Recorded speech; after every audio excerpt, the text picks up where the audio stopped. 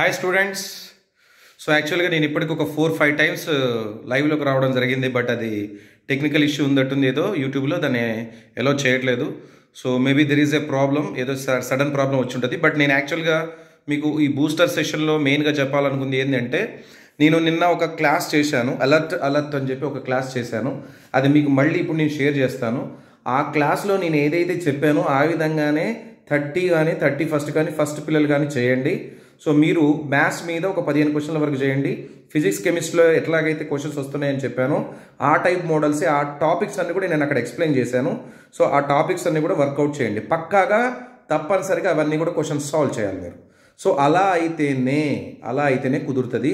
లేకపోతే మీరు ఇష్టం వచ్చినట్టుగా చేసుకుంటా పోతే అక్కడ క్వశ్చన్స్ అడుగుతున్నారు, ఇక్కడ మీకు మీరు సాల్వ్ చేసే వేరే అవుతాయి. సో కాబట్టి కొద్దిగా చూసుకోండి. నేను ఇప్పుడు మళ్ళీ ఆ వీడియోని కింద రీషేర్ చేస్తాను. అండ్ మెయిన్ విషయం ఏంటంటే, నేను మోస్ట్ ప్రిడిక్టెడ్ కొన్ని క్వశ్చన్ పేపర్స్ 2 తీసుకురావడం జరిగింది.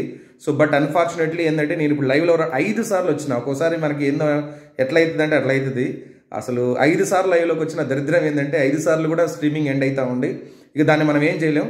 సో కాబట్టి నేను ఇప్పుడు మీ అందరికి కూడా ఇప్పుడు ఇక్కడ పెట్టడం జరుగుతుంది. సో 100% కూడా చూసుకోండి.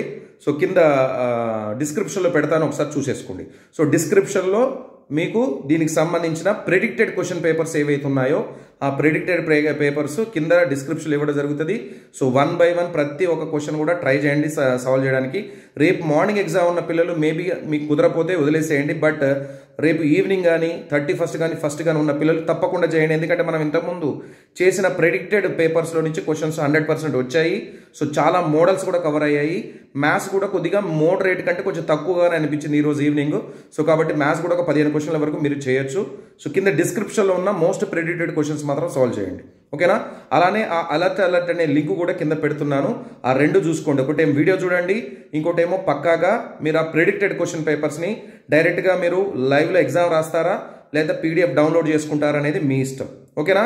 So all the best everyone. రేపు మళ్ళీ మార్నింగ్ వస్తాను లైవ్లోకి, అప్పుడు మళ్ళీ మాట్లాడుకుందాం, ఓకేనా? Bye everyone, thank you all.